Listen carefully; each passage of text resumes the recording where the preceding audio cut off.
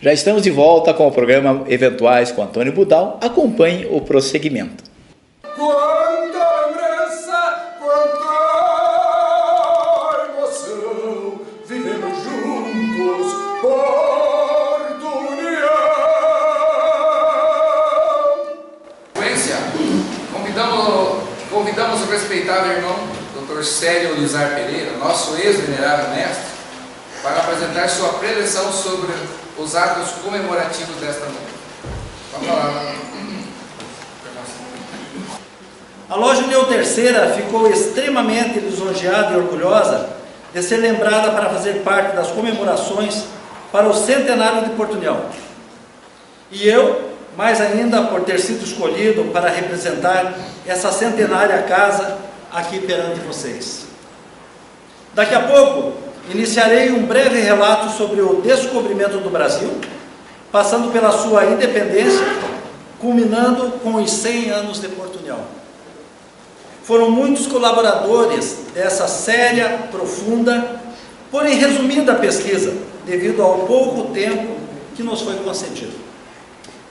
Peço desculpas antecipadamente se alguém aqui presente eventualmente discordar um pouco do que eu vou falar, pois eu vejo aqui historiadores regionais, autores de livros sobre o assunto, inclusive componentes da Academia de Letras do Vale do Iguaçu, lideradas por Pedro Alves Cabral, nas proximidades de uma elevação de terras que a partir de então recebeu o nome de Monte Pascoal.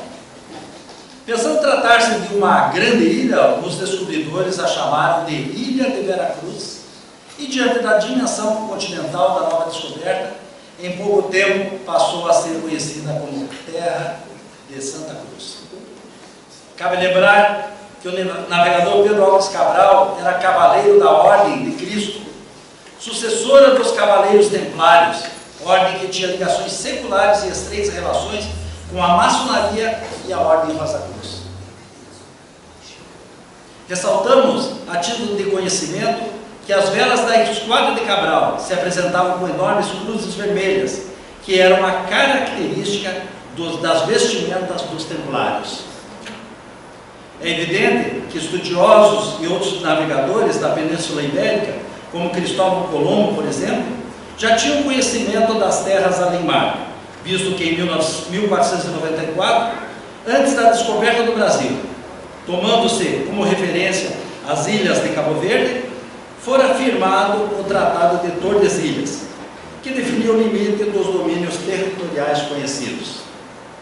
Pelo acordo, as terras situadas a leste pertenceriam a Portugal e a oeste a Espanha. A primeira missa foi realizada em 26 de abril de 1500. Descoberto o Brasil, o governo português continuou negociando com as terras da Índia. Os portugueses passaram também a vender pau-brasil em grande quantidade para a Europa a partir de 1511. A valiosa madeira fora batizada em homenagem ao recém-conquistado continente, cujas terras já figuravam nas cartas marítimas com o nome de Terra Brasilis. Iniciou-se a exploração de ouro e de pedras preciosas, que passaram também a ser exportadas para o continente europeu.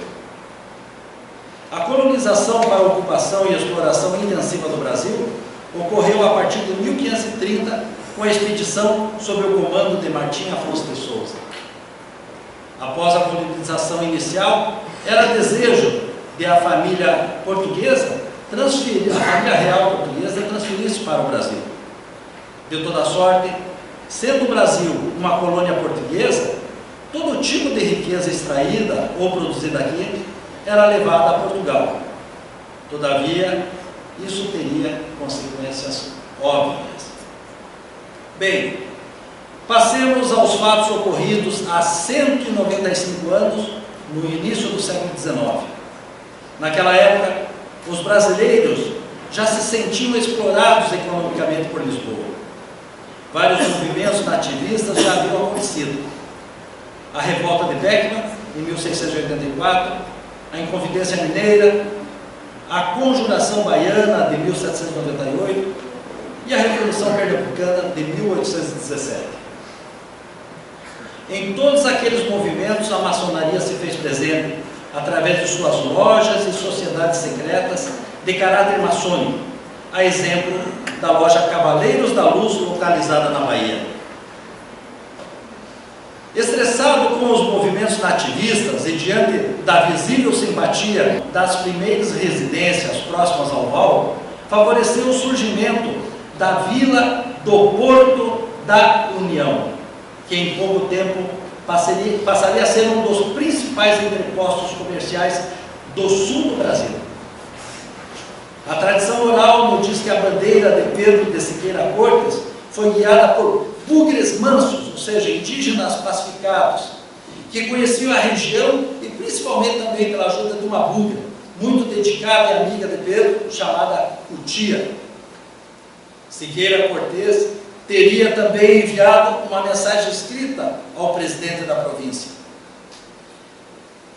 Ao presidente da província imperial, pedindo a permissão para, prestem atenção no que ele diz, abre aspas, preciso estabelecer aqui nesse local gentes de braço forte para auxiliarem na travessia das tropas pelo Val e que seja permitida também, preste atenção, a vinda de algumas ninfas, ou seja, mulheres, porque ao contrário, os marmanjos não parariam num lugar tão ermo. Em 1855, depois de 13 anos da descoberta do Val, com a utilização do leito navegável do Rio Iguaçu, o vilarejo, que já era conhecido como Porto da União, passou a ser chamado de Porto União da Vitória. Em 1880, procedente de Palmas, o fazendeiro e comerciante Coronel Amazonas de Araújo Marcondes fixou sua residência no já bastante conhecido Porto União da Vitória. Ele passou a explorar um estabelecimento comercial, sendo o seu carro-chefe a venda de sal importado. Esse slide, como muitos desse trabalho, é meramente ilustrativo. Talvez alguém diga que não deve estar aí. Mas eu não poderia deixar essa oportunidade de passar em branco. Eu não poderia deixar de homenagear o meu saudoso tio Rafael Forosteschi, o Bronca, que todos conheciam. Nessa foto, ao lado do seu caminhão, ele, um exemplo real dos importantes desbravadores da nossa região, trabalhador incansável e que durante toda a sua vida trabalhou em muitas madeireiras da cidade, apesar da sua humildade, mas com seu braço forte, carregando toras de embuia e pinheiros nos acidentados terrenos da região, contribuiu também para o desenvolvimento de Porto União. Mas voltemos à história. O Coronel Amazonas chegou à região no período em que a navegação com as canoas e barcas já estavam sendo muito utilizada no transporte de cargas e de passageiros. Amazonas Marcondes houvera conseguido, junto ao imperador Dom Pedro II, a concessão exclusiva para a utilização dos serviços de navegação no Rio Iguaçu e dos seus afluentes, por 10 anos, através de uma empresa que organizou para o tráfego fluvial até Porto Amazonas. Comprometido com o seu tempo e com a posição de liderança exercida, logo ele se preocupou e se envolveu na implantação de melhoramentos para desenvolver economicamente a região. A partir de 1881, foram recepcionados os primeiros imigrantes de origem alemã pelo Coronel Amazonas, considerado o fundador da cidade, por ter sido um dos pioneiros na colonização e no povoamento regional. Novos movimentos imigratórios aconteceram a partir de então, e nas décadas seguintes, quando foram acolhidos povos de variadas etnias e de diversas regiões da terra. Famílias de imigrantes italianos começaram a se estabelecer na região a partir de 1882. O jovem comerciante e fazendeiro, Coronel Amazonas Marcondes, autorizado pelo Império do Brasil a 17 de dezembro de 1882, iniciava oficialmente a navegação a vapor no Rio Iguaçu, a partir do Porto Amazonas, lançando às águas o vapor cruzeiro de sua propriedade, adquirido no Rio de Janeiro. A primeira viagem a vapor do cruzeiro pelos caminhos do Iguaçu foi realizada em 27 de dezembro de 1882, desde Porto Amazonas, com 11 pessoas a bordo, chegando a Porto União após 2 dias e meio de navegação. O retorno a Porto Amazonas durava 4 dias. Em 27 de março de 1890, foi criado o município de União da Vitória, desmembrado do território da Intendência Municipal de Palmas. Decorridos 2 meses, em 4 de maio de 1890, o coronel Amazonas de Araújo Marcondes foi instalado como primeiro intendente da vila de Porto União da Vitória. Em março de 1899, paralelamente ao que acontecia no desenvolvimento da cidade, a loja maçônica União Terceira, primordialmente em território paranaense, se reunia e se organizava, sempre com o seu lema: liberdade, igualdade e fraternidade. A 1º de julho de 1899, ocorria a primeira sessão ritualística na loja, sendo o seu primeiro venerável mestre o coronel Amazonas de Araújo Marcondes. De 1912 a 1916, ocorria na região a Guerra do Contestado. Nesse período, muitas decisões importantes foram tomadas pela loja sobre o desenrolar daquele conflito. A denominação do povoado de Porto União da Vitória perdurou até 1917, após o movimento do Contestado e o acordo dos limites entre os estados do Paraná e Santa Catarina.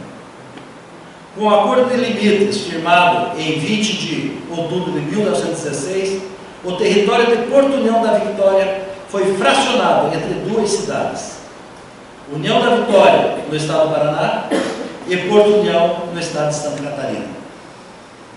Em 5 de setembro de 1917, houve a emancipação política de Porto União, 75 anos após a descoberta e utilização do val. O primeiro prédio sede construído em alvenaria de nossa loja maçônica, União Terceira, Luz e Trabalho, foi inaugurada em 7 de setembro de 1922, na então Rua Paraná. Eu passo a palavra ao nosso eminente grão-mestre, Adalberto Aloysio Henrique.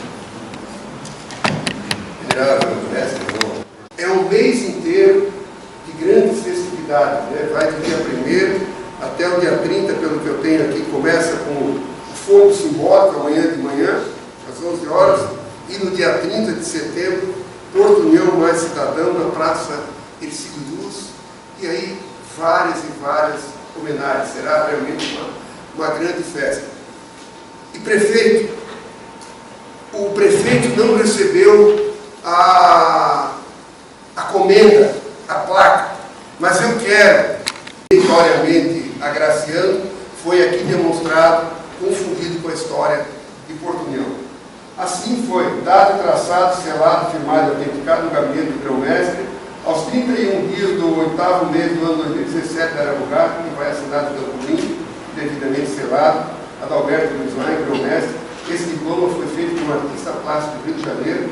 E nesse momento eu peço então que o venerável mestre e o prefeito municipal, Eliseu, que os dois então recebam e desta forma a gente homenageia meritoriamente a União Terceira e o prefeito que foi prefeito nos 100 anos da loja e agora prefeito do centenário e prefeito nos 118 anos da loja. Então, por favor, gostaria que os dois, em nome do grande Oriente do Brasil, Santa Catarina, esta singela,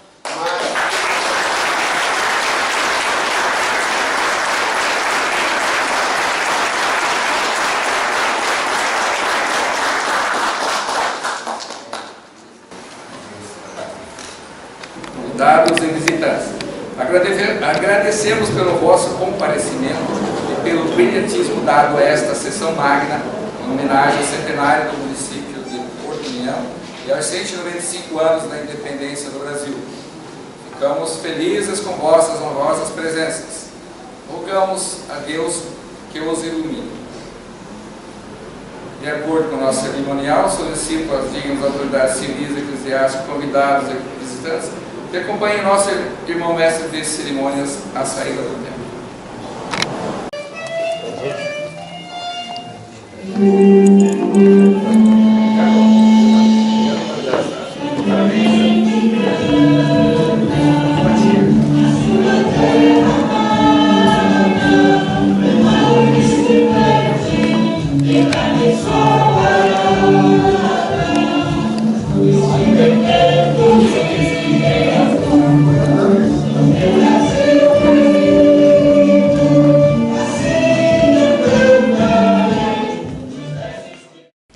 E terminamos mais um programa Eventuais com Antônio Budal. Agradecemos sua amável companhia. Prometemos retornar numa próxima oportunidade, sempre numa segunda-feira às 20 horas aqui na TV 1000, trazendo assuntos diversos, os quais já foram pautados, mas agora com mais riqueza de detalhes. Obrigado à sua audiência e até uma próxima oportunidade. Até mais, pessoal.